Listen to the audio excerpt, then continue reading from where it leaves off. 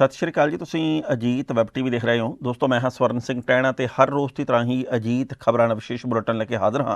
सब तो पहला सुर्खियां ते ਝਾਤ। 26 ਨੂੰ ਭਾਰਤ ਬੰਦ ਦੀਆਂ ਤਿਆਰੀਆਂ ਜ਼ੋਰਾਂ ਤੇ। ਚੰਦੂ ਮਾਜਰਾ ਨੇ ਕਿਹਾ ਆਮ ਆਦਮੀ ਪਾਰਟੀ ਨੂੰ ਕੋਈ ਨਹੀਂ ਪੁੱਛਦਾ। ਪੰਜਾਬੀ ਫਿਲਮ ਰੱਬ ਦਾ ਰੇਡੀਓ 2 ਨੂੰ ਮਿਲਿਆ ਰਾਸ਼ਟਰੀ ਪੁਰਸਕਾਰ। ਭਲਕੇ ਵੱਡੀ ਗਿਣਤੀ ਦੇ ਵਿੱਚ ਨੌਜਵਾਨ ਪਹੁੰਚਣਗੇ ਬਾਰਡਰਾਂ ਤੇ ਮੀਂਹ ਨਾਲ ਪੰਜਾਬ ਦਾ ਮੌਸਮ ਹੋਇਆ ਖੁਸ਼ਗਵਾਰ। ਤੇ ਹੁਣ ਇਹਨਾਂ ਖਬਰਾਂ ਦਾ ਵਿਸਥਾਰ। ਸੰਯੁਕਤ ਕਿਸਾਨ ਮੋਰਚੇ ਦੇ ਵੱਲੋਂ ਪਿਛਲੇ ਦਿਨੀ ਇਸ ਗੱਲ ਦਾ ਸੱਦਾ ਦਿੱਤਾ ਗਿਆ ਸੀ ਕਿ 26 ਮਾਰਚ ਨੂੰ ਜਦੋਂ ਕਿਸਾਨ ਅੰਦੋਲਨ ਨੂੰ ਚੱਲਦਿਆਂ 120 ਦਿਨ ਪੂਰੇ ਹੋ ਜਾਣਗੇ, ਯਾਨੀ ਕਿ 4 ਮਹੀਨੇ ਦਾ ਸਮਾਂ ਹੋ ਚੁੱਕਾ ਹੋਏਗਾ, ਉਸ ਦਿਨ ਨੂੰ ਮੁੱਖ ਰੱਖਦਿਆਂ ਪੂਰੇ ਭਾਰਤ ਨੂੰ ਬੰਦ ਕੀਤਾ ਜਾਵੇ। ਇਸ ਸੰਦਰਭ ਦੇ ਵਿੱਚ ਵੱਖ-ਵੱਖ ਸੂਬਿਆਂ ਦੇ ਵਿੱਚ ਤਿਆਰੀਆਂ ਲਗਾਤਾਰ ਜ਼ੋਰਾਂ ਦੇ ਉੱਤੇ ਨੇ। ਸੰਯੁਕਤ ਕਿਸਾਨ ਮੋਰਚੇ ਦੇ ਵੱਖ-ਵੱਖ ਆਗੂਆਂ ਨੇ ਇਹ ਜਾਣਕਾਰੀ ਦਿੱਤੀ ਹੈ ਕਿ 26 ਮਾਰਚ ਨੂੰ ਸਵੇਰੇ 6 ਵਜੇ ਤੋਂ ਲੈ ਕੇ ਸ਼ਾਮੀ 6 ਵਜੇ ਤੱਕ ਪੂਰੇ ਭਾਰਤ ਦੇ ਵੱਖ-ਵੱਖ ਸੂਬਿਆਂ ਦੇ ਵਿੱਚ ਬੰਦ ਦਾ ਪ੍ਰੋਗਰਾਮ ਹੋਏਗਾ। ਉਹਨਾਂ ਨੇ ਕਿਹਾ ਕਿ ਆਵਾਜਾਈ ਬੰਦ ਕੀਤੀ ਜਾਵੇਗੀ, ਪਰ ਐਮਰਜੈਂਸੀ ਵਾਹਨਾਂ ਨੂੰ ਲੰਘਣ ਦੇ ਵਿੱਚ ਕੋਈ ਦਿੱਕਤ ਖੜੀ ਨਹੀਂ ਕੀਤੀ ਜਾਵੇਗੀ। ਇਸ ਤੋਂ ਇਲਾਵਾ ਇਸ ਗੱਲ ਦੀ ਵੀ ਅਪੀਲ ਕੀਤੀ ਗਈ ਹੈ ਕਿ ਵੱਖ-ਵੱਖ ਸੂਬਿਆਂ ਦੇ ਵਿੱਚ ਸ਼ਹਿਰਾਂ, ਕਸਬਿਆਂ, ਪਿੰਡਾਂ ਦੇ ਵਿੱਚ ਲੋਕ ਸ਼ਾਂਤਮਈ ਤਰੀਕੇ ਦੇ ਨਾਲ ਜਾਮ ਰੱਖਣ, ਨਾ ਕਿ ਕਿਸੇ ਵੀ ਕਿਸਮ ਦਾ ਕੋਈ ਹਿੰਸਕ ਵਰਤਾਰਾ ਹੋਵੇ। ਇੱਥੇ ਵੀ ਦੱਸਣਾ ਬਣਦਾ ਹੈ ਕਿ ਕਿਸਾਨ ਅੰਦੋਲਨ ਨੂੰ 120 ਦਿਨ ਹੋਣ ਵਾਲੇ ਨੇ, ਪਰ ਲਗਾਤਾਰ ਕੇਂਦਰ ਦੀ ਸਰਕਾਰ ਦੇ ਵੱਲੋਂ ਕਿਸਾਨਾਂ ਨੂੰ ਇਗਨੋਰ ਕੀਤਾ ਜਾ ਰਿਹਾ, ਜਿਸ ਕਰਕੇ ਕਿਸਾਨਾਂ ਦੇ ਵਿੱਚ ਲਗਾਤਾਰ ਗੁੱਸੇ ਦੀ ਲਹਿਰ ਪ੍ਰਚੰਡ ਹੁੰਦੀ ਜਾ ਰਹੀ ਹੈ। ਸਹਿਯੋਗ ਇਸ ਤਰ੍ਹਾਂ ਹੀ ਇੱਕ ਤਾਂ ਜੋ ਸਾਡੇ ਸੂਬੇ ਦੇ ਆਗੂ ਆ ਉਹਨਾਂ ਵੱਲੋਂ ਵੀ ਸੰਯੁਕਤ ਮੋਰਚੇ ਵੱਲੋਂ ਜੋ ਆਪਾਂ ਨੂੰ ਕਾਲ ਦਿੱਤੀ ਗਈ ਆ 26 ਮਾਰਚ ਨੂੰ ਜੋ ਭਾਰਤ ਬੰਦ ਦਾ ਸੱਦਾ ਦਿੱਤਾ ਗਿਆ। ਜੋ ਸਾਡੇ ਸੂਬੇ ਦੇ ਆਗੂ ਆ ਉਹਨਾਂ ਵੱਲੋਂ ਵੀ ਸਾਡੇ ਵੱਖ-ਵੱਖ ਜ਼ਿਲ੍ਹਿਆਂ ਮੰਡੀਆਂ ਵਿੱਚ ਇਹ ਮੈਸੇਜ ਲਾਇਆ ਗਿਆ ਜੀ। ਸਾਨੂੰ ਵੀ ਇਹ ਮੈਸੇਜ ਲੱਗਿਆ ਕਿ ਆਪਾਂ ਜੋ ਇਹ ਦੁੱਧ ਦਾ ਕੰਮ ਹੈ, ਕਿਸਾਨ ਜਥੇਬੰਦੀਆਂ ਦੇ ਸਮਰਥਨ ਵਿੱਚ ਦੁੱਧ ਦਾ ਕੰਮ ਮੁਕੰਮਲ ਤੌਰ ਤੇ ਬੰਦ ਰੱਖ ਕੇ ਆਪਾਂ ਸਮਰਥਨ ਦੇਣਾ ਹੈ। ਅਤੇ ਜਿੱਥੇ ਵੀ ਕਿਤੇ ਧਰਨੇ ਪ੍ਰਦਰਸ਼ਨ ਹੋਣਗੇ ਜੀ, ਅਸੀਂ ਕਿਸਾਨ ਜਥੇਬੰਦੀਆਂ ਦੇ ਆਗੂ ਸਾਹਿਬਾਨਾਂ ਨਾਲ ਗੱਲਬਾਤ ਕਰਕੇ ਉੱਥੇ ਧਰਨਿਆਂ ਦੇ ਵਿੱਚ ਵੀ ਹਿੱਸਾ ਪਿਛਲੇ ਲੰਮੇ ਸਮੇਂ ਤੋਂ ਜਦੋਂ ਤੋਂ ਵੀ ਇਹ ਸੰਘਰਸ਼ ਚੱਲ ਰਿਹਾ ਲੈਂਦੇ ਆ ਰਹੇ ਹਾਂ, ਤੇ ਉਸ ਦਿਨ ਵੀ ਅਸੀਂ ਸੰਘਰਸ਼ ਵਿੱਚ ਆਪਣੀ ਵੱਡੀ ਗਿਣਤੀ ਵਿੱਚ ਵਰਕਰ ਲੈ ਕੇ ਸ਼ਾਮਲ ਹੋਵਾਂਗੇ ਜੀ। ਇਹਦੇ 'ਚ ਦੋ ਗੱਲਾਂ ਜੀ, ਇੱਕ ਤਾਂ ਇਹ ਹੈ ਕਈ ਵਾਰੀ ਨਾ ਆਪਣੇ ਆਮ ਲੋਕਾਂ ਦੇ ਵਿੱਚ ਵੀ ਸ਼ੰਕੇ ਹੋ ਜਾਂਦੇ ਆ ਵੀ ਉੱਦਾਂ ਫਿਰ ਇਹ ਡਬਲ ਦੁੱਧ ਇਹਨਾਂ ਕੋਲੇ ਕਿੱਥੋਂ ਆਊਗਾ। ਤੁਹਾਡੇ ਇਸ ਸਵਾਲ ਤੋਂ ਜਵਾਬ ਤੋਂ ਪਹਿਲਾਂ ਮੈਂ ਤੁਹਾਨੂੰ ਇਹ ਦੱਸਣਾ ਚਾਹੁੰਦਾ ਕਿ ਆਪਣੇ ਮੰਨ ਲਓ ਪੰਜਾਬ ਦੇ ਵਿੱਚ ਲਗਭਗ 3 ਕਰੋੜ ਲੀਟਰ ਦੁੱਧ ਪੈਦਾ ਹੁੰਦਾ ਜੀ, ਜਿਸ ਦੇ ਵਿੱਚੋਂ 1.5 ਕਰੋੜ ਲੀਟਰ ਦੁੱਧ ਘਰਾਂ ਦੇ ਵਿੱਚ ਵਰਤਿਆ ਜਾਂਦਾ ਗਾ, ਤੇ ਜੋ 60-70 ਲੱਖ ਲੀਟਰ ਦੁੱਧ ਹੈ, 80-85 ਲੱਖ ਲੀਟਰ ਦੁੱਧ ਹੈ ਜਿਹੜਾ ਉਹ ਘਰਾਂ ਦੇ ਵਿੱਚ ਸਪਲਾਈ ਹੁੰਦਾ ਜਾਂ ਦੁਕਾਨਦਾਰਾਂ ਨੂੰ ਲਾ ਲਓ ਆਪਾਂ, 65-70 ਲੱਖ ਲੀਟਰ ਦੁੱਧ ਜੋ ਬਾਕੀ ਬਚਦਾ ਗਾ ਉਹ ਪਲਾਂਟਾਂ ਵਗੈਰਾ ਨੂੰ ਭੇਜਿਆ ਜਾਂਦਾ, ਜਿਹਦਾ ਆਪਾਂ ਕਰੀਏ ਸੁੱਕਾ ਦੁੱਧ ਤਿਆਰ ਹੁੰਦਾ ਜਾਂ ਕਿਵੇਂ। ਇਸ ਕਰਕੇ ਸਾਡੇ ਕੋਲੇ ਤਕਰੀਬਨ ਹਰੇਕ ਸਾਥੀ ਕੋਲੇ ਜਿੰਨੇ ਵੀ ਅਸੀਂ ਮੰਨ ਲਓ ਜਥੇਬੰਦੀ ਦੇ ਵਰਕਰਾਂ ਦੁੱਧ ਫਾਲਤੂ ਹੁੰਦਾ ਗਾ ਆਮ ਤੌਰ ਤੇ, ਵੀ ਜੋ ਸੈਂਟਰਾਂ ਨੂੰ ਅਸੀਂ ਪਾਉਣੇ ਆ ਪ੍ਰਾਈਵੇਟ ਸੈਂਟਰਾਂ ਨੂੰ, ਉਹ ਜਿਵੇਂ ਸਾਡੇ ਕੋਲ ਦੁੱਧ ਫਾਲਤੂ ਆ, ਜਿੰਨਾ ਵੀ ਰਜਿਸਟਰਮੈਂਟ ਹੁੰਦੀ ਹੈ ਵੀ ਅਸੀਂ ਉਹਨਾਂ ਨੂੰ ਵਰਕਰਾਂ ਨੂੰ ਕੋਈ ਡੂਡਾ ਦੁੱਧ ਪਾ ਕੇ ਜਾਂ ਡਬਲ ਪਾ ਕੇ, ਤੇ ਉਹਨਾਂ ਨੂੰ ਬੇਨਤੀ ਕਰਾਂਗੇ ਵੀ ਇੱਕ ਸੂਝ-ਬੂਝ ਨਾਲ ਉਸ ਹਿਸਾਬ ਨਾਲ ਮਤਲਬ ਆਪਦਾ ਦੁੱਧ ਵਰਤਿਆ ਜਾਵੇ, ਕਿਉਂਕਿ ਇਹ ਗੱਲ ਨੂੰ ਅਸੀਂ ਵੀ ਸਮਝਦੇ ਹਾਂ ਜੀ ਵੀ ਬੱਚੇ ਹੁੰਦੇ ਆ ਛੋਟੇ-ਛੋਟੇ ਘਰਾਂ 'ਚ ਦਿੱਕਤ ਆਉਂਦੀ ਹੈ। ਪਰ ਅਸੀਂ ਮਾਫੀ ਵੀ ਚਾਹੁੰਦੇ ਹਾਂ ਸ਼ਹਿਰ ਵਾਸੀਆਂ ਤੋਂ। ਸਾਡਾ ਵੀ ਮੰਨ ਲਓ ਮੋਹ ਪਿਆਰੀ ਨਾਲ ਘਰ ਪਰਿਵਾਰਾਂ ਦੀ ਗੱਲ ਹੋ ਜਾਂਦੀ, ਸਾਨੂੰ 20-20 25-25 ਸਾਲ ਹੋ ਗਏ ਜੋ ਸਾਡੇ ਨਾਲ ਇਹ ਵਰਕਰ ਜੁੜੇ ਹੋਏ ਆ, ਦੁੱਧ ਲੈਂਦੇ ਜਿਹੜੇ ਸਾਥੋਂ ਕਸਟਮਰ, ਤਾਂ ਕਰਕੇ ਅਸੀਂ ਵੀ ਉਹਨਾਂ ਨੂੰ ਕੁਛ ਦੁੱਧ ਡਬਲ ਪਾਵਾਂਗੇ ਜੀ, ਕੁਛ ਅਪੀਲ ਕਰਾਂਗੇ ਵੀ ਥੋੜ੍ਹਾ ਐਡਜਸਟਮੈਂਟ ਕਰੀ ਜਾਵੇ ਜੀ, ਤੇ ਸਮਰਥਨ ਦਿੱਤਾ ਜਾਵੇ ਕਿਸਾਨ ਜਥੇਬੰਦੀਆਂ। ਸ਼੍ਰੋਮਣੀ ਅਕਾਲੀ ਦਲ ਦੇ ਸੀਨੀਅਰ ਨੇਤਾ ਤੇ ਸਾਬਕਾ ਸੰਸਦ ਮੈਂਬਰ ਪ੍ਰੇਮ ਸਿੰਘ ਚੰਦੂ ਮਾਜਰਾ ਨੇ ਆਮ ਆਦਮੀ ਪਾਰਟੀ ਦੇ ਉੱਤੇ ਤਿੱਖਾ ਸ਼ਬਦ-ਖਵਾਰ ਕੀਤਾ ਹੈ। ਉਹਨਾਂ ਨੇ ਕਿਹਾ ਕਿ ਬਾਘਾ ਪੁਰਾਣਾ ਦੇ ਵਿੱਚ ਆਮ ਆਦਮੀ ਪਾਰਟੀ ਦੇ ਵੱਲੋਂ ਇੱਕ ਰੈਲੀ ਕੀਤੀ ਗਈ ਹੈ, ਜਿੱਥੇ ਕਿ ਕੇਜਰੀਵਾਲ ਤੇ ਬਾਕੀ ਆਮ ਆਦਮੀ ਪਾਰਟੀ ਦੇ ਆਗੂਆਂ ਨੇ ਸੁਖਬੀਰ ਸਿੰਘ ਬਾਦਲ ਤੇ ਸਮੁੱਚੇ ਅਕਾਲੀ ਦਲ ਸਮੇਤ ਕਈ ਹੋਰ ਥਾਵਾਂ ਦੇ ਉੱਤੇ ਕਟਾਖਸ਼ ਕੀਤੇ ਨੇ। ਉਹਨਾਂ ਨੇ ਕਿਹਾ ਕਿ ਆਮ ਆਦਮੀ ਪਾਰਟੀ ਦਾ ਪੰਜਾਬ ਦੇ ਵਿੱਚ ਕੋਈ ਵਜੂਦ ਨਹੀਂ। ਉਹਨਾਂ ਨੇ ਇਸ ਮੌਕੇ 'ਤੇ ਵੀ ਗੱਲ ਕਹੀ ਕਿ ਆਮ ਆਦਮੀ ਪਾਰਟੀ ਸਿਰਫ ਤੇ ਸਿਰਫ ਹਵਾਬਾਜ਼ੀ ਕਰਦੀ ਹੈ, ਤੇ ਨਾਲ ਹੀ ਉਹਨਾਂ ਨੇ ਇਹ ਗੱਲ ਕਹੀ ਕਿ ਜੋ ਪਿਛਲੇ ਦਿਨੀ ਇੱਕ ਨਿਊਜ਼ ਚੈਨਲ ਦੇ ਵੱਲੋਂ ਸਰਵੇਖਣ ਕੀਤਾ ਗਿਆ ਸੀ ਕਿ 2022 ਦੇ ਵਿੱਚ ਆਮ ਆਦਮੀ ਪਾਰਟੀ ਦੀ ਸਰਕਾਰ ਬਣ ਸਕਦੀ ਹੈ, ਇਹ ਬਿਲਕੁਲ ਥੋਥਾ ਰਿਵਿਊ ਸੀ। ਉਹਨਾਂ ਨੇ ਇਹ ਵੀ ਗੱਲ ਕਹੀ ਕਿ 2017 ਦੇ ਵਿੱਚ ਵੀ ਆਮ ਆਦਮੀ ਪਾਰਟੀ ਦੀ ਸਰਕਾਰ ਬਣ ਰਹੀ ਸੀ, ਪਰ ਉਹ ਸਰਵੇਖਣਾਂ ਦੇ ਵਿੱਚ ਹੀ ਸੀ, ਹਕੀਕਤ ਦੇ ਤੌਰ 'ਤੇ ਨਹੀਂ। देखो आप पार्टी के आगुओं वालों जी बाघा पुराना रैली के सुखबीर सिंह बादल के पॉजिटिव होने नूं सही कहना मैं समझदा उन्होंने माड़ी मानसिकता की निशानी आ। ये एक गैर इंसानियत की निशानी आ। ये समाजिक जिहड़ियां साडियां संस्कार हुंदे ने उन्हां तो दूर रह के चलण वाली पार्टी जां आगू ही ऐसियां सोच सकते हैं। तो इसे करके असीं कहने कि जी आप पार्टी है ना, इहदा ना कोई पिछोकड़ आ, ना इहदा कोई सभ्याचार आ, ना इहदी कोई विरासत आ, ना इस दियां कोई मानतावां ते परंपरावां ने। ਇਹ ਹਵਾ ਵਿੱਚ ਉੜਦੀ ਪਾਰਟੀ ਆ।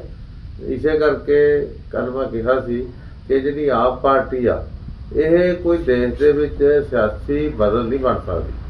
ਅੱਜ ਦੇਸ਼ ਦੇ ਵਿੱਚ ਸਿਆਸੀ ਬਦਲ ਦੀ ਲੋੜ ਆ ਤੇ ਸਿਆਸੀ ਪਰਿਵਰਤਨ ਕੇਵਲ ਤੇ ਕੇਵਲ ਦੇਸ਼ ਦੇ ਵਿੱਚ ਖੇਤਰੀ ਪਾਰਟੀਆਂ ਦਾ ਇੱਕਾ ਹੀ ਮੋਦੀ ਸਾਹਿਬ ਦੀ ਪਾਰਟੀ ਦਾ ਬਦਲ ਦੇ ਸਕਦਾ। ਪੰਜਾਬੀ ਫਿਲਮ ਰੱਬ ਦਾ ਰੇਡੀਓ 2 ਨੂੰ ਰਾਸ਼ਟਰੀ ਪੁਰਸਕਾਰ ਮਿਲਿਆ। ਦਰਅਸਲ 67ਵੇਂ ਰਾਸ਼ਟਰੀ ਪੁਰਸਕਾਰ ਸਮਾਰੋਹ ਦੇ ਵਿੱਚ ਰੱਬ ਦਾ ਰੇਡੀਓ ਭਾਗ ਦੂਜਾ ਜੋ ਕਿ ਤਰਸੇਮ ਜੱਸੜ ਦੀ ਫਿਲਮ ਹੈ, ਇਸ ਨੂੰ ਰਾਸ਼ਟਰੀ ਪੁਰਸਕਾਰ ਦਾ ਐਲਾਨ ਕੀਤਾ ਗਿਆ। ਇਹ ਪੰਜਾਬੀ ਫਿਲਮਾਂ ਦੇ ਲਈ ਮਾਣਮੱਤੀ ਗੱਲ ਹੈ, ਖਾਸ ਕਰਕੇ ਤਰਸੇਮ ਜੱਸੜ ਵਰਗੇ ਗਾਇਕ ਤੇ ਨਾਇਕ ਦੇ ਲਈ ਇਹ ਬਹੁਤ ਵੱਡੀ ਪ੍ਰਾਪਤੀ ਵਾਲੀ ਗੱਲ ਹੈ। ਇਸ ਤੋਂ ਪਹਿਲਾਂ ਵੀ ਬਹੁਤ ਸਾਰੀਆਂ ਪੰਜਾਬੀ ਫਿਲਮਾਂ ਨੂੰ ਸਮੇਂ-ਸਮੇਂ ਦੇ ਉੱਤੇ ਰਾਸ਼ਟਰੀ ਪੁਰਸਕਾਰ ਮਿਲੇ ਨੇ। ਜ਼ਿਕਰਯੋਗ ਹੈ ਕਿ ਰਾਸ਼ਟਰੀ ਪੁਰਸਕਾਰ ਵੱਖ-ਵੱਖ ਫਿਲਮਾਂ ਦੇ ਖੇਤਰ ਦੇ ਵਿੱਚ ਵੱਖ-ਵੱਖ ਜ਼ੁਬਾਨਾਂ ਦੀਆਂ ਫਿਲਮਾਂ ਨੂੰ ਦਿੱਤਾ ਜਾਂਦਾ ਹੈ, ਜਿਹਦੇ ਵਿੱਚ ਐਤਕੀ ਵੀ ਕਈ ਹੋਰ ਜ਼ੁਬਾਨਾਂ ਦੀਆਂ ਫਿਲਮਾਂ ਦੀ ਚੋਣ ਕੀਤੀ ਗਈ ਹੈ। 23 ਮਾਰਚ ਨੂੰ ਸ਼ਹੀਦ ਭਗਤ ਸਿੰਘ, ਰਾਜਗੁਰੂ ਤੇ ਸੁਖਦੇਵ ਦਾ ਸ਼ਹੀਦੀ ਦਿਹਾੜਾ ਹੁੰਦਾ, ਜਿਸ ਨੂੰ ਪੂਰੀ ਦੁਨੀਆ ਦੇ ਵਿੱਚ ਲੋਕ ਉਤਸ਼ਾਹ ਦੇ ਨਾਲ ਮਨਾਉਂਦੇ ਨੇ ਤੇ ਸ਼ਰਧਾ ਦੇ ਫੁੱਲ ਵੀ ਭੇਟ ਕੀਤੇ ਜਾਂਦੇ ਨੇ। ਇੱਥੇ ਵੀ ਰਸਲਾ ਬਣਦਾ ਕਿ ਸਮੇਂ-ਸਮੇਂ ਦੇ ਉੱਤੇ ਵੱਖ-ਵੱਖ ਰਾਜਨੀਤਿਕ ਪਾਰਟੀਆਂ ਦੇ ਵੱਲੋਂ ਸ਼ਹੀਦਾਂ ਦੇ ਸੁਪਨਿਆਂ ਦਾ ਸਮਾਜ ਸਿਰਜਣ ਦੇ ਦਾਅਵੇ ਤੇ ਵਾਅਦੇ ਤਾਂ ਕੀਤੇ ਜਾਂਦੇ ਨੇ, ਪਰ ਕਦੇ ਵੀ ਇਹ ਵਾਅਦੇ ਵਫਾ ਨਹੀਂ ਹੋਏ। 1947 ਦੀ ਆਜ਼ਾਦੀ ਤੋਂ ਲੈ ਕੇ ਅੱਜ ਤੱਕ ਕਿੰਨੇ ਕੁ ਵਾਅਦੇ ਵਫਾ ਹੋਏ ਨੇ, ਇਹਦੇ ਮੁਤਲਕ ਬੱਚਾ ਜਾਣਦਾ ਹੈ। ਪਰ ਭਲਕ ਯਾਨੀ ਕਿ 23 ਤਰੀਕ ਨੂੰ ਵੱਖ-ਵੱਖ ਦਿੱਲੀ ਦੇ ਬਾਰਡਰਾਂ ਦੇ ਉੱਤੇ, ਭਾਵੇਂ ਉਹ ਗਾਜ਼ੀਪੁਰ ਦਾ ਬਾਰਡਰ ਹੋਵੇ, ਸਿੰਘੂ ਜਾਂ ਟਿਕਰੀ ਬਾਰਡਰ ਹੋਵੇ, ਉੱਥੇ ਵੱਡੀ ਗਿਣਤੀ ਦੇ ਵਿੱਚ ਨੌਜਵਾਨ ਪਹੁੰਚ ਰਹੇ ਨੇ। ਸੰਯੁਕਤ ਕਿਸਾਨ ਮੋਰਚੇ ਦੇ ਵੱਲੋਂ ਦਿੱਤੇ ਗਏ ਸੱਦੇ ਦੇ ਮੁਤਾਬਕ ਵੱਖ-ਵੱਖ ਪਿੰਡਾਂ, ਸ਼ਹਿਰਾਂ, ਕਸਬਿਆਂ ਦੇ ਵਿੱਚੋਂ, ਪੂਰੇ ਭਾਰਤ ਦੇ ਵੱਖ-ਵੱਖ ਸੂਬਿਆਂ ਦੇ ਵਿੱਚੋਂ ਕਿਸਾਨ ਕਾਫਲਿਆਂ ਦੇ ਰੂਪ ਦੇ ਵਿੱਚ ਵੱਖ-ਵੱਖ ਬਾਰਡਰਾਂ ਤੇ ਪਹੁੰਚ ਚੁੱਕੇ ਨੇ। ਕਿਸਾਨਾਂ ਦੇ ਵੱਲੋਂ, ਖਾਸ ਕਰਕੇ ਨੌਜਵਾਨ ਕਿਸਾਨਾਂ ਵੱਲੋਂ 23 ਤਰੀਕ ਨੂੰ ਮੰਚ ਤੋਂ ਲੈ ਕੇ ਬਾਕੀ ਸਾਰੇ ਪ੍ਰਬੰਧਾਂ ਦੀ ਰੂਪਰੇਖਾ ਉਲੀਕੀ ਜਾਵੇਗੀ। ਅਸੀਂ ਦੇਖੋ, ਜਿਹੜੀ ਕੱਲ ਸਾਡੀ ਕਿਸਾਨ ਮਜ਼ਦੂਰ ਨੌਜਵਾਨ ਏਕਤਾ ਮਹਾਸਭਾ ਹੋਣ ਜਾ ਰਹੀ ਆ 23 ਤਰੀਕ ਨੂੰ ਖਟਖੜ ਕਲਾਂ ਵਿਖੇ, ਸ਼ਹੀਦ ਭਗਤ ਸਿੰਘ ਜੀ ਦੇ ਜਨਮ ਸਥਾਨ ਦਾ ਨਗਰ ਹੈ ਇਹ। ਸੋ ਇੱਥੇ ਉਹਨਾਂ ਦੇ ਸ਼ਹੀਦੀ ਦਿਨ ਤੇ ਉਹਨਾਂ ਨੂੰ ਸਮਰਪਿਤ ਇਹ ਜਿਹੜੀ ਮਹਾਸਭਾ ਅਸੀਂ ਬੁਲਾਈ ਹੈਗੀ ਆ, ਔਰ ਇੱਕ ਮੈਸੇਜ ਦੇਣਾ ਚਾਹੁੰਦੇ ਪੂਰੇ ਪੰਜਾਬ ਨੂੰ ਕਿ ਜਿਹੜੇ ਪੰਜਾਬ ਦੇ ਵਿੱਚ ਇੱਕ ਜੁਟਤਾ ਨਜ਼ਰ ਆਵੇ, ਪੰਥਕ ਧਿਰਾਂ ਔਰ ਨੌਜਵਾਨ ਔਰ ਸਾਡੇ ਕਿਸਾਨ ਆਗੂ ਸਾਰੇ ਹੀ ਆਉਣਗੇ, ਸਾਡੀ ਸਾਰੀ ਵਿਚਾਰਧਾਰਾ ਦੇ ਲੋਕ ਇੱਥੇ ਇਕੱਠੇ ਹੋਣਗੇ। ਇੱਕ ਵਧੀਆ ਸਮੇਲ ਨਜ਼ਰ ਆਏਗਾ, ਜੋ ਪੰਜਾਬ ਦੀ ਦਿੱਖ ਹੁੰਦੀ ਸੀ ਪਹਿਲਾਂ ਤੋਂ ਉਹ ਨਜ਼ਰ ਆਏਗੀ। ਉਹਦੇ ਵਾਸਤੇ ਇਹ ਜਿਹੜੀ ਸਾਡੀ ਕੱਲ੍ਹ ਦੀ ਮਹਾਸਭਾ, ਉਹਦੀਆਂ ਤਿਆਰੀਆਂ ਜਿਹੜੀਆਂ ਲਗਭਗ ਮੁਕੰਮਲ ਆ, ਤੁਸੀਂ ਵੇਖ ਸਕਦੇ ਹੋ ਸਟੇਜ ਲੱਗ ਗਈ ਹੈ ਔਰ ਪੰਡਾਲ ਲੱਗ ਰਿਹਾ ਹੈ ਔਰ ਫੁੱਲ ਤਿਆਰੀਆਂ ਨੇ ਸਾਡੀਆਂ। ਤੇ ਵਾਹਿਗੁਰੂ ਕਿਰਪਾ ਕਰੇ ਮੌਸਮ ਠੀਕ ਰਵੇ ਕੱਲ੍ਹ ਦਾ, ਤੇ ਬੇਮਿਸਾਲ ਇਹ ਜਿਹੜੀ ਮਹਾਸਭਾ ਹੋਏਗੀ। ਔਰ ਇੱਕ ਇਹ ਕਹਿ ਦੇਵਾਂਗੇ ਕਿ ਅੱਛਾ ਸੰਦੇਸ਼ ਪੂਰੇ ਪੰਜਾਬ ਨੂੰ ਨਹੀਂ, ਪੂਰੇ ਵਰਲਡ ਜਿੱਥੇ ਸਾਡਾ ਪੰਜਾਬੀ ਬੈਠਾ ਹੈ, ਅੱਛਾ ਸੰਦੇਸ਼ ਵੀ ਇੱਕ ਦੇਵਾਂਗੇ ਸਟੇਜ ਤੋਂ। ਲਗਭਗ ਸੰਯੁਕਤ ਕਿਸਾਨ ਮੋਰਚੇ ਵੱਲੋਂ ਸਾਰੇ ਹੀ ਮੇਨ ਆਗੂ ਆਉਣਗੇ। ਰਾਜੇਵਾਲ ਸਾਹਿਬ ਆਉਣਗੇ, ਦਰਸ਼ਨਪਾਲ ਜੀ ਆਉਣਗੇ, ਡੱਲੇਵਾਲ ਸਾਹਿਬ ਆਉਣਗੇ ਔਰ ਲੋਕਲ ਜਥੇਬੰਦੀਆਂ ਸਾਡੀਆਂ ਸਾਰੀਆਂ ਆਉਣਗੀਆਂ। ਲਗਭਗ ਸਾਡੇ ਕਿਰਤੀ ਕਿਸਾਨ ਯੂਨੀਅਨ ਇੱਥੋਂ ਲੋਕਲ ਹੈਗੀ, ਉਹ ਵੀ ਨਾਲ ਹੈਗੇ ਨੇ, ਉਹ ਵੀ ਆਉਣਗੇ। ਸਾਡੇ ਨਿਰਵੈਰ ਸਿੰਘ ਢੋਡੀਕੇ ਔਰ ਸਾਡੀ ਦੁਆਬਾ ਵੱਲੋਂ ਸਾਡੇ ਸਾਨੀ ਸਾਹਿਬ ਇੱਥੇ ਨਾਲ ਹੀ ਖੜੇ ਨੇ। ਅਸੀਂ ਸਾਰੇ ਮਤਲਬ ਕਹਿ ਦਿਓ ਕਿ ਸੰਯੁਕਤ ਕਿਸਾਨ ਮੋਰਚੇ ਵੱਲੋਂ ਲਗਭਗ 50% ਤੋਂ ਉੱਪਰ ਜਥੇਬੰਦੀਆਂ ਦੇ ਆਗੂ ਇੱਥੇ ਹੋਣਗੇ, ਜਿਨ੍ਹਾਂ ਨੇ ਸਾਨੂੰ ਹਾਮੀ ਭਰੀ ਹੈ ਔਰ ਨਾਲ ਆਪਣੇ ਕਿਸਾਨ ਵੀਰਾਂ ਨੂੰ ਵੀ ਲੈ ਕੇ ਆ ਰਹੇ ਨੇ ਬੱਸਾਂ ਭਰ ਕੇ। ਸੋ ਵੱਡੀ ਮਤਲਬ ਜਿਹੜੀ ਮਹਾਸਭਾ ਜਿਹੜੀ ਇਹ ਕੱਲ੍ਹ ਹੋਣ ਜਾ ਰਹੀ, ਉਹਦੀਆਂ ਤਿਆਰੀਆਂ ਲਗਭਗ ਮੁਕੰਮਲ ਹੋ ਗਈਆਂ ਨੇ।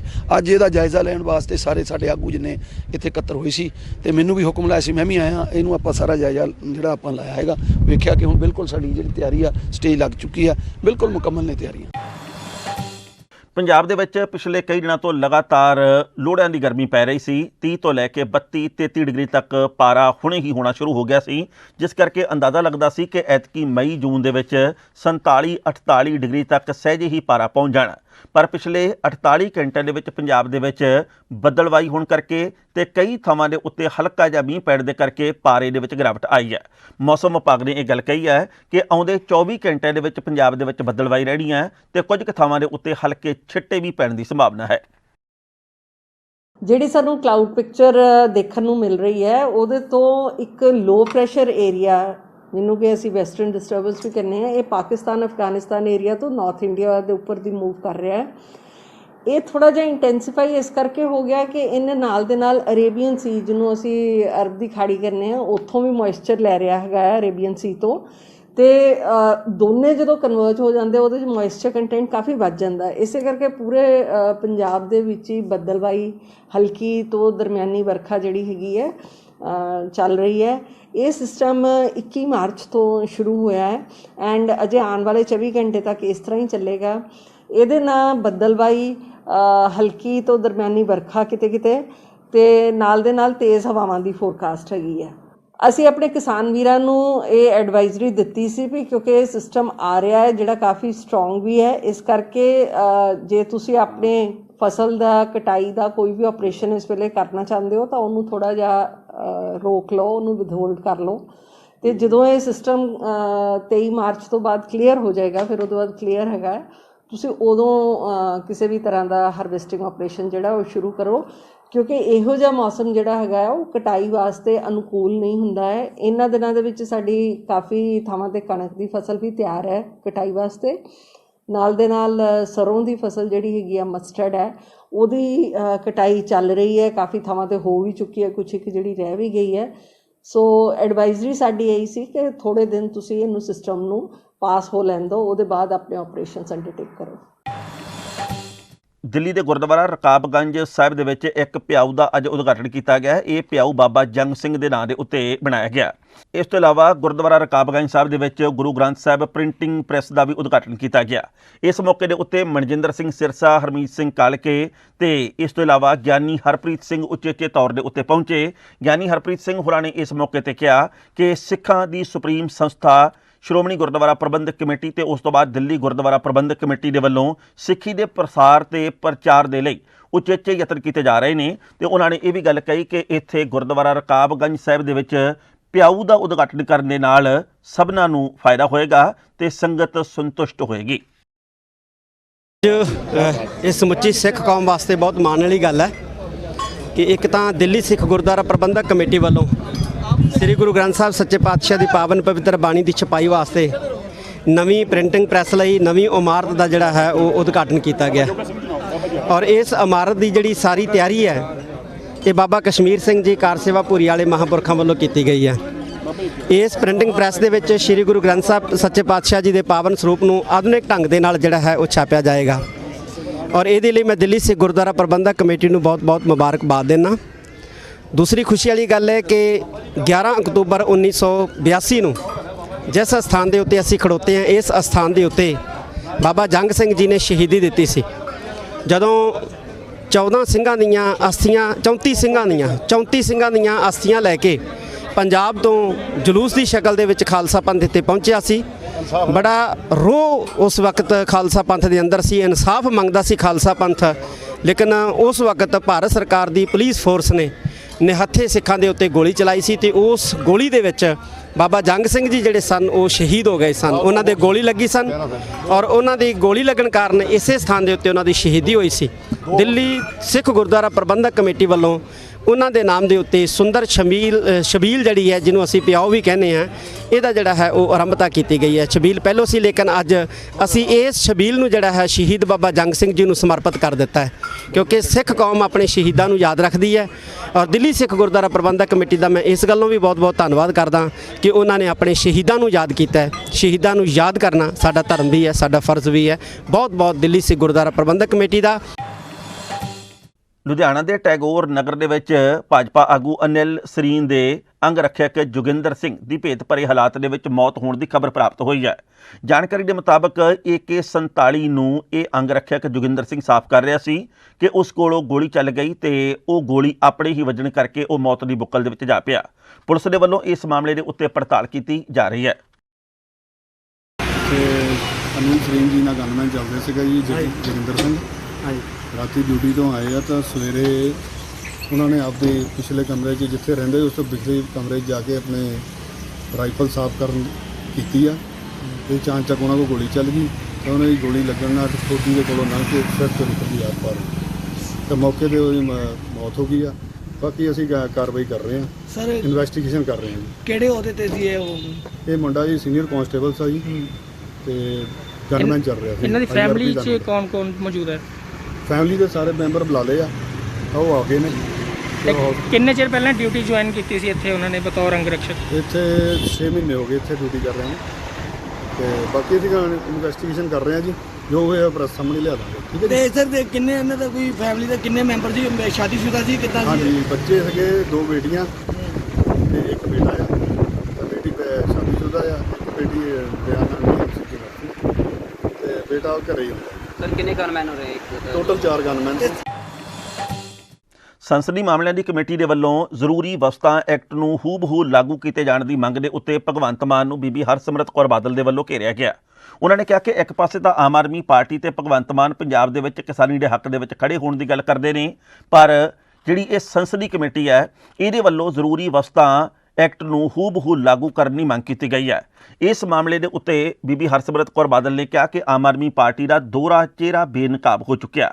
ਇਸ ਗੱਲ ਦਾ ਮੋੜਵਾਂ ਉੱਤਰ ਭਗਵੰਤ ਮਾਨ ਨੇ ਦਿੱਤਾ ਹੈ। ਉਹਨਾਂ ਨੇ ਕਿਹਾ ਕਿ 14 ਪਾਰਟੀਆਂ ਦੇ ਕੁੱਲ 31 ਮੈਂਬਰ ਇਸ ਸੰਸਦੀ ਕਮੇਟੀ ਦੇ ਵਿੱਚ ਨੇ ਤੇ ਮੈਂ ਜੋ ਕੁਝ ਬਾਹਰ ਲੋਕਾਂ ਨੂੰ ਕਿਸਾਨ ਅੰਦੋਲਨ ਦੇ ਸੰਦਰਭ ਦੇ ਵਿੱਚ ਕਹਿ ਰਿਹਾ ਉਹੀ ਕੁਝ ਮੈਂ ਲੋਕ ਸਭਾ ਦੇ ਵਿੱਚ ਵੀ ਕਿਹਾ। ਉਹਨਾਂ ਨੇ ਕਿਹਾ ਕਿ ਜੇਕਰ ਬੀਬੀ ਹਰਸਿਮਰਤ ਕੌਰ ਬਾਦਲ ਚਾਹੁੰਦੇ ਨੇ ਤਾਂ ਮੇਰੇ ਵੱਲੋਂ ਦਿੱਤਾ ਗਿਆ ਭਾਸ਼ਣ ਤੇ ਮੇਰੇ ਵੱਲੋਂ ਇਸ ਐਕਟ ਦਾ ਕੀਤਾ ਗਿਆ ਵਿਰੋਧ ਨਸ਼ਰ ਵੀ ਕਰ ਸਕਦੇ ਨੇ। ਉਹਨਾਂ ਨੇ ਕਿਹਾ ਕਿ ਬੀਬੀ ਹਰਸਿਮਰਤ ਕੌਰ ਬਾਦਲ ਤੇ ਸਮੁੱਚਾ ਅਕਾਲੀ ਦਲ ਕਿਸੇ ਵੇਲੇ ਹੁੱਬ ਕੇ ਇਹ ਗੱਲ ਕਹਿੰਦਾ ਸੀ ਕਿ ਇਹ ਤਿੰਨੇ ਖੇਤੀ ਕਾਨੂੰਨ ਬਹੁਤ ਚੰਗੇ ਨੇ, ਪਰ ਬਦਲੇ ਹੋਏ ਪ੍ਰਸੰਗ ਦੇ ਕਰਕੇ ਇਹ ਫਿਰਕੀ ਗੇਂਦਬਾਜ਼ੀ ਦੇ ਵਾਂਗੂ ਮੁੜ ਗਏ ਨੇ।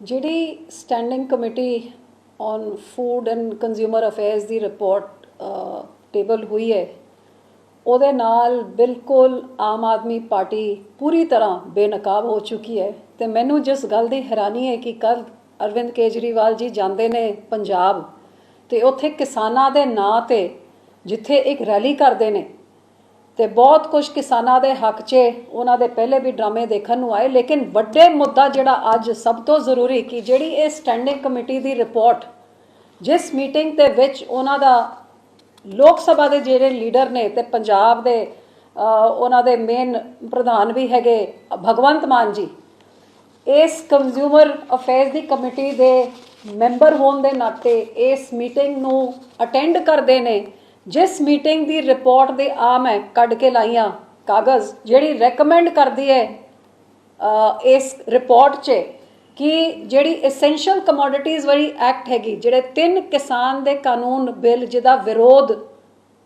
ਬਹੁਤ ਲੰਬੇ ਸਮੇਂ ਤੋਂ ਕਿਸਾਨ ਕਰ ਰਹੇ ਨੇ ਤੇ ਕਈ ਕਿਸਾਨਾਂ ਨੇ ਆਪਣੀ ਜਾਨਾਂ ਵੀ ਗਵਾ ਦਿੱਤੀਆਂ ਹੈਗੀਆਂ, ਉਹਨਾਂ ਦੇ ਵਿਰੋਧ ਦੇ ਇਸ ਬਿੱਲ ਦੇ ਵਿਰੋਧ 'ਚ ਨਹੀਂ, ਲੇਕਿਨ ਕਮੇਟੀ ਰეკਮੈਂਡ ਕਰਦੀ ਹੈ ਕਿ ਜਿਹੜਾ ਐਸੈਂਸ਼ੀਅਲ ਕਮੋਡਿਟੀਜ਼ ਵਾਲਾ ਐਕਟ ਹੈਗਾ ਉਹ ਸਰਕਾਰ ਨੂੰ ਅਸੀਂ ਕਹਿੰਦੇ ਕਿ ਉਹਨੂੰ immediately in letter and spirit ਉਹਨੂੰ ਲਾਗੂ ਕੀਤਾ ਜਾਏ ਤੇ ਕਿਸੇ ਹਾਲਤ 'ਚ ਉਹਨੂੰ ਰੋਕਿਆ ਨਾ ਜਾਏ।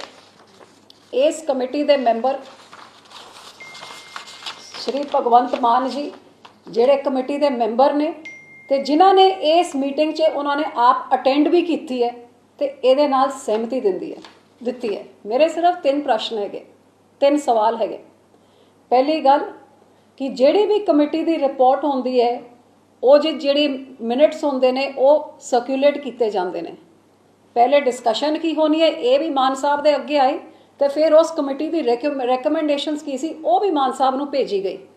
ਜਦ ਇਸ ਕਮੇਟੀ ਦੀ ਮੀਟਿੰਗ ਵਿੱਚ ਆ ਚੀਜ਼ ਡਿਸਕਸ ਹੋਈ ਕਿ ਮਾਨ ਸਾਹਿਬ ਨੇ ਇਹਦਾ ਵਿਰੋਧ ਕੀਤਾ ਸੀ ਕਮੇਟੀ 'ਚ, ਤੇ ਜੇ ਇਹਦਾ ਵਿਰੋਧ ਕੀਤਾ ਉੱਥੇ ਤੇ ਉਹ ਡਿਸੈਂਟ ਨੋਟ ਦਾ ਪ੍ਰੂਫ ਸਾਨੂੰ ਦੇਣ ਕਿ ਉਹਨਾਂ ਨੇ ਡਿਸੈਂਟ ਲਿਖਤ 'ਚ ਦਿੱਤਾ ਕਿ ਮੈਂ ਇਹਦਾ ਵਿਰੋਧ ਕਰਦਾ, ਕਿ ਉਹਨਾਂ ਨੇ ਉਸ ਮੀਟਿੰਗ ਤੋਂ ਵਾਕਆਊਟ ਕਰਕੇ ਬਾਹਰ ਆ ਕੇ ਪ੍ਰੈਸ ਨੂੰ ਐਡਰੈਸ ਕਰਕੇ ਕਿਹਾ ਕਿ ਅੰਦਰ ਆ ਰეკਮੈਂਡੇਸ਼ਨ ਜਾਰੀ ਹੈ ਮੈਂ ਇਹਦਾ ਵਿਰੋਧ ਕਰ ਰਿਹਾ, ਕਿ ਬਾਹਰ ਆ ਕੇ ਕੁਝ ਗੱਲ ਕੀਤੀ ਕਿ ਜਦੋਂ ਅਸੀਂ ਇਹ ਗੱਲ ਉਠਾਈ ਉਹਦੇ ਬਾਅਦ ਮਾਨ ਸਾਹਿਬ ਨੇ ਇੱਕ ਟਵੀਟ ਕੀਤਾ ਹੈਗਾ ਜਾਂ ਕੁਝ ਕਿਹਾ ਹੈਗਾ। ਤੇ ਮੈਂ ਕੇਜਰੀਵਾਲ ਸਾਹਿਬ ਨੂੰ ਪੁੱਛਦੀ ਹਾਂ ਕਿ ਪੰਜਾਬ ਜਾ ਕੇ ਤੁਸੀਂ ਕਿਸਾਨਾਂ ਦੀ ਗੱਲ ਕਰ ਰਹੇ ਹੋ, ਲੇਕਿਨ ਜਿਹੜਾ ਤੁਹਾਡਾ ਲੀਡਰ ਆਫ ਪਾਰਟੀ ਲੋਕ ਸਭਾ 'ਚ ਰეკਮੈਂਡ ਕਰ ਰਿਹਾ ਹੈ ਕਿ ਇਹ ਜਲਦ ਤੋਂ ਜਲਦ ਇੱਕ ਕਿਸਾਨ ਦਾ ਕਾਲਾ ਕਾਨੂੰਨ ਵਾਲਾ ਬਿੱਲ ਲਾਗੂ ਕੀਤਾ ਜਾਏ, ਤੁਸੀਂ ਕੇਜਰੀਵਾਲ ਸਾਹਿਬ ਇਸ ਭਗਵੰਤ ਮਾਨ ਦੇ ਖਿਲਾਫ ਤੁਸੀਂ ਕੀ ਐਕਸ਼ਨ ਲਓਗੇ?